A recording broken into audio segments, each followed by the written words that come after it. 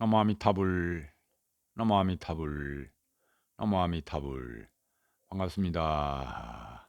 오늘은 기도하는 방법에 관해 큰 스님의 말씀을 소개합니다. 무여 스님의 큰 말씀이 되겠습니다. 기도하는 방법. 먼저 기도는 지극하게 정성을 다해 기도해야 한다 하시면서, 또한 기도는 한 가지만으로 끝까지 밀어붙여야 한다 하셨습니다. 이 기도했다가 저 기도했다가 해서는 곤란하다 했습니다. 아침에는 연불하고 또 낮에는 참선을 하고 저녁에는 독경이나 사경을 하는 등의 이와 같은 기도법은 참으로 옳지 못하다 하였습니다. 여러 가지를 기도하니 복을 많이 받을 것 같아도 기도 성취는 더더욱 어렵다 하였습니다. 그리고 큰 스님께서는 오로지 아미타불이면 아미타불, 관세음보살이면 관세음보살 한 가지만으로 기도해야 한다 하고 말씀하셨습니다. 기도 중에 망상이 떠오른다 하더라도 그냥 그대로 망상은 제쳐두고 기도에만 집중해서 계속해 나아가야 한다 하셨습니다. 기도를 열심히 한다고 애를 써도 기도에서 재미나 기분을 찾지 말아야 한다 하시고, 그저 기도는 오로지 애쓰고 애쓰기만 해야 한다 하셨습니다. 기도하는 그 자체에 큰 의미를 두고서 그저 더욱 정진하고 정진해야 한다 하셨습니다. 지금은 기도가 안 되는 것 같아도 심지어 이것에서 무슨 이익이 있을까 하는 의심이 생긴다 하더라도 그 한 번의 기도가 결코 조금도 헛되지 않다는 것을 알 때가 있을 것이다 하였습니다.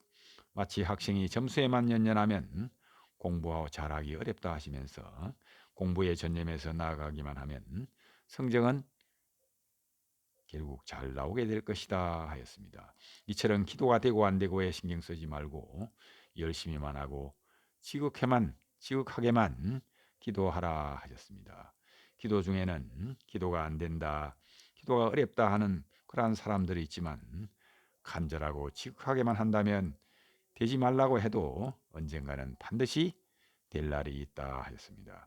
그렇게도 기도가 안 되고 몸은 아프고 시간은 가지 않던 그 기도도 마음을 비우고 오직 기도 연불에 집중한다면 마음이 모아질 것이다 하였습니다.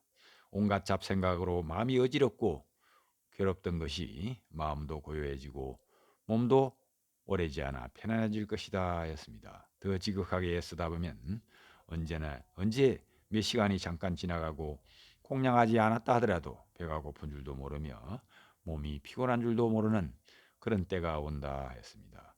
심지어 기도하는 장소가 방인지 법당인지 분간하기 어려울 그러한 때가 오기도 한다. 이렇게 된다면 마음은 지극히 고요하고 또 맑아지고 몸도 가볍고 편안해져서 말로 표현하기 어려울 정도의 즐거움을 느끼게 된다고도 하셨습니다. 기도에서 또 병이 난 사람은 기도가 바로 맥약 중의 맥약임을 알게 되고, 병원에서 포기한 그러한 환자도 기도로서 치료해 나은 경우도 참으로 많다 했습니다. 이와 같이 기도는 어리석은 사람이 똑똑해지고 즉 지혜로워지고, 무능력하던 사람이 능력을 갖추게 되며 박복한 사람이 복덕을 부족하게 된다 했습니다. 이와 같은 기도가 바로 기도의 가피가 되겠습니다. 그래서 팔자까지도 고칠 수 있는 것이 바로 기도라 하였습니다. 부처님의 제자 바보 주리반탁가는 아랑가를 정덕해서 큰 스님이 되고, 전능하였던 실상사의 그 행자는 지혜롭고 능력 있고 복을 갖춘 그러한 스님이 되기도 하였으며, 일본의 사다코 같은 그런 가난한 집 촌떡이 아랑이 도쿄의 큰 부잣집 며느리가 될 수 있는 것이 바로 기도의功德이다 하였습니다. 옛날 어떤 스님은 도를 깨닫고서 3일 동안이나 덩실덩실 춤을 추었다고 합니다.